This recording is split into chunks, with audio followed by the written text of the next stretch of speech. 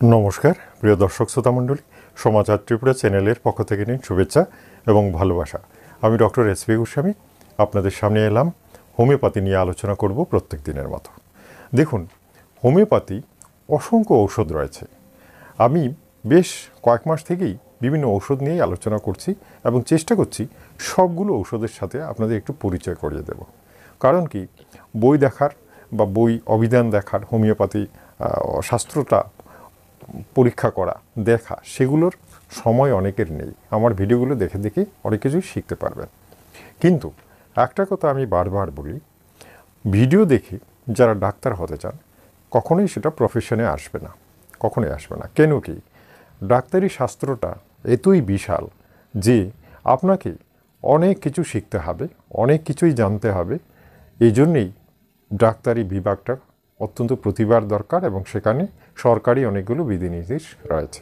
সুতরাং বারবার আমি বলছি, প্রত্যেকটা ভিডিওতে বলি, আমার ভিডিওগুলো কেবলমাত্র ঘরোয়া হোমিওপ্যাথি চিকিৎসকদের জন্য, অর্থাৎ কিনা উইদাউট এনি প্রফেশন। আপনারা ঘরে বসে নিজের জন্যে, আপনার নিজের পরিবারের জন্য অল্প স্বল্প ঔষধ আপনারা ট্রাই করতে পারেন, দেখতে পারেন, কিন্তু জটিল চিকিৎসায় অবশ্যই হাত দেবেন না। কেন কি, এগুলোতে বিক্রিয়াও হতে পারে। এর অর্থ এই নয় যে হোমিওপ্যাথি ঔষধে কিছুই হবে না, বিক্রিয়াও হতে পারে, এটা কিন্তু মনে রাখবেন। অনেক ঔষধ আছে খুব সিরিয়াসলি আপনার ক্ষতি করবে। সুতরাং প্রত্যেকটা ওষুধ সম্পর্কে আপনাদের জানা দরকার। আজকে আমি উচ্চ রক্তচাপ সম্পর্কে আলোচনা করব, যেটাকে ইংরেজিতে হাইপার টেনশন বলা হয়, অথবা হাই ব্লাড প্রেশার।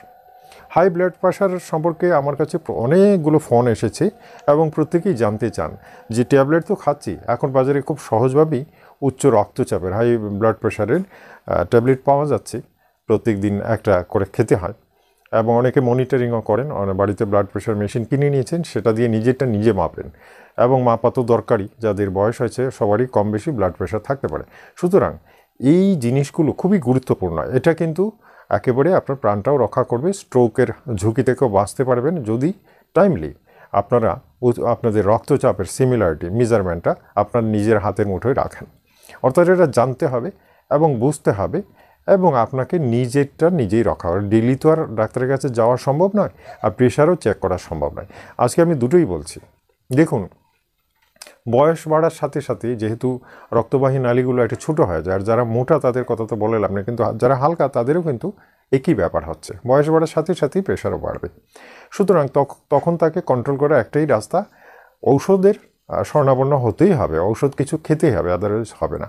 আর প্রেশার বেড়ে গেলে কিন্তু সাথে সুগারও বাড়ার সম্ভাবনা থাকে, কোলেস্টেরল বাড়ার সম্ভাবনা থাকে, কিডনি ড্যামেজ হওয়ার সম্ভাবনা থাকে। সুতরাং প্রেশারটাকে আপনার কন্ট্রোলে রাখতে হবে। আর সেই প্রেশার কন্ট্রোলে রাখার জন্য আজকে আমি যে অ্যাডভাইসটা আপনাদের দেবো, খুব মনোযোগ দিয়ে শুনুন, খুব কাজে লাগবে, খুবই কাজে লাগবে।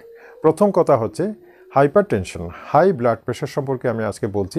হোমিওপ্যাথিতে আমাদের অনেকগুলো ঔষধ রয়েছে, সেগুলো জানতে হবে, না বুঝে খেতে পারবেন না। অর্থাৎ লো প্রেশার হলে কখনোই এই ওষুধগুলো খেতে পারবেন। তাহলে তো আগে জানা দরকার যে আপনার হাই প্রেশার কিনা।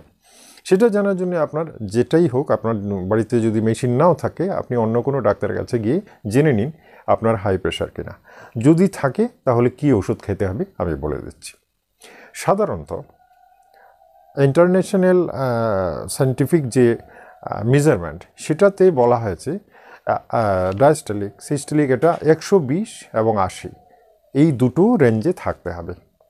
ঠিক আছে, 120, 80, এটা এই দুটো, যে কোনো বয়সে হোক এই দুটো রেঞ্জেই থাকতে হবে। অনেকে বলেন বয়সের সাথে মিলিয়ে হিসাবটাকে একটু আলাদা থাকেন, বাট এটা হয়তো সম্ভবত ভুল। আমরা যতটুক প্রত্যেকটা জায়গাতে আমাদের এটাই হিসাব। আপনারা সার্চ করেও দেখে নেবেন গুগলে, যে যেটা সিমিলার মেজারমেন্ট হচ্ছে 120/80।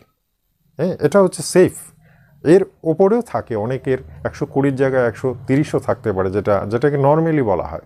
বাট 40 আপ হয়ে গেলে বা 50 হয়ে গেলে, 150 যদি হয়ে যায় তাহলে আর বলে লাভ নেই, হাই প্রেশার বলা হয়। 140কেও হাই প্রেশার বলা যেতে পারে, বাট 130-36কে নর্মাল হাই ভ্যালু বলা হতে পারে, যেটা দিয়ে এত ক্ষতির আশঙ্কা নেই, বাট আপনার বডিটা একটু এক্সাইটেড থাকবে। ঠিক আছে, বিভিন্ন গ্যাসের কারণেও এটা হতে পারে। নিচেরটা 80 থেকে উপরে চলে গেলে, 90 অবধিও আপনার চিন্তার কিছু নেই, কিন্তু 100তে চলে গেলে 100% জানবেন আপনার ট্যাবলেট খেতেই হবে। এই জিনিসগুলো আপনার বোঝা দরকার, বুঝতে পারছেন তো? এই রক্তচাপের যে লেভেলটা আপনারা জেনে নেবেন এবং শিখে নেবেন। যে কোনো ডাক্তারের কাছে গেলেও আপনারা জানতে পারবেন, শিখতে পারবেন, আর বাকিটা তো আমি শিখিয়ে দিচ্ছি। তাহলে এই মেজারমেন্ট যদি অর্থাৎ 120-র উপরে আর নিচেরটা নিচেরটা 80-র ওপরে যদি হয় তাহলে জানবেন যে আপনার প্রেশার কম বেশি। সেখানে আপনি এই অবস্থায় যদি 130 হয় বা 140 হয় তাহলে কিন্তু আমাদের এই হোমিওপ্যাথি ওষুধগুলো ভালো কাজ করবে, খুবই ভালো কাজ করবে, বরং পার্মানেন্টলি একটা কিউরের সম্ভাবনা থাকবে, অর্থাৎ অনেকটা আপনাকে শরীরটা স্নিগ্ধ রাখতে পারে। তা না হলে প্রত্যেক দিন আপনাকে অ্যালোপ্যাথি ট্যাবলেটগুলো খেতে হবে। অনেক ট্যাবলেট আছে, হ্যাঁ, লিসিনোপ্রিল, নিফাডেপিন, অনেকগুলো খেতে হবে। আসুন এবারে আমি বলে দিচ্ছি কি কি ঔষধ লাগবে হাই ব্লাড প্রেশারে। প্রথমেই হচ্ছে গ্লোনুইন 1x পরিমাণ 1 ফোঁটা। গ্লোনুইন 1x পরিমাণ 1 ফোঁটা কাপের মধ্যে ঢেলে আপনি খেতে পারেন। খেলেন তো? এর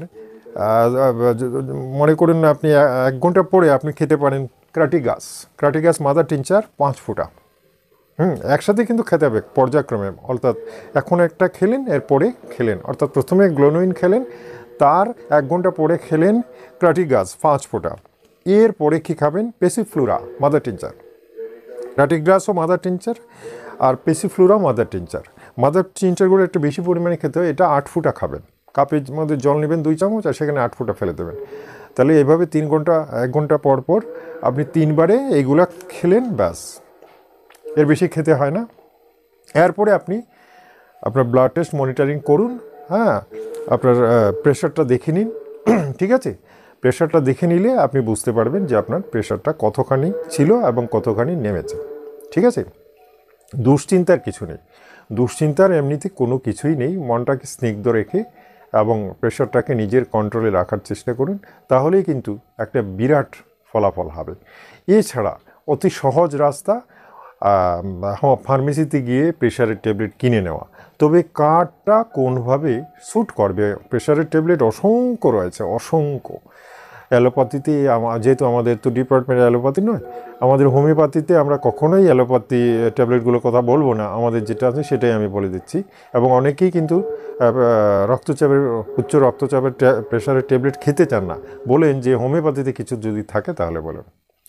আমরা বলতে পারি রাওয়ালফিয়া মাদার টিনচার, যেটা এতগুলো ঔষধের দরকার পড়ে, মানে শুধু রাওয়ালফিয়া মাদার টিনচার 10 ফোঁটা করে আপনি খেতে পারেন, এটাতেও একটাতেই কাজ হয়ে যায়।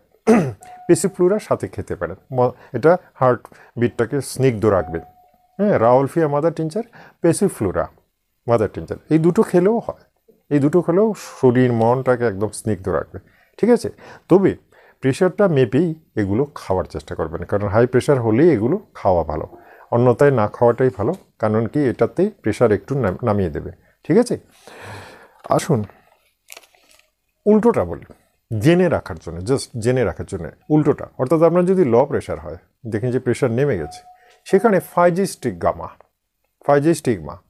ফাইজেস্টিগমা নামে একটা ওষুধ আছে, সেটা আপনার 6S বা 30CH এই পটেন্সিতে খাওয়া যায় এবং খেয়ে এটা কিন্তু ধীরে ধীরে হবে, লো প্রেশারটা চট করে হাই হবে না, এটা ধীরে ধীরে হবে, এটা নার্ভের উপরে কাজ করে ধীরে ধীরে বডির ফাংশনটাকে, সেলগুলো ঠিক করে আপনাকে একসময় প্রেশারটা নর্মাল করে দিতে পারে, ঠিক আছে? আশা করি প্রেশার সম্পর্কে যে ইনফরমেশন দিলাম সেটা আপনারা বুঝে নেবেন। আর যদি আরও কিছু জানতে চান তাহলে ডেসক্রিপশনে আমার হোয়াটসঅ্যাপ নাম্বার আছে, অবশ্যই সেখানে যোগাযোগ করুন, তাহলে আমি আপনাদের সঙ্গে কথা বলে বাকিটা বুঝিয়ে দেবো। আমাকে অনেকেই ফোন করেছিলেন, আমি তাদের তো বলেছি, আর আজকে আরেকটু বিশেষভাবে ভিডিওটা তৈরি করে আপনাদের জানিয়ে দিলাম, ঠিক আছে? যারা নতুন এসেছেন চ্যানেলটাকে সাবস্ক্রাইব করবেন, বেল আইকনটা কিন্তু টিপে দেবেন, একটা লাইক দেবেন, আর ভিডিওটা শেয়ার করবেন যাতে অন্যরাও উপকৃত হয়। এভাবে আগামীকাল আরেকটা ভিডিও নিয়ে হাজির হব, ততক্ষণের জন্য বিদায় চাইছি। নমস্কার, ধন্যবাদ।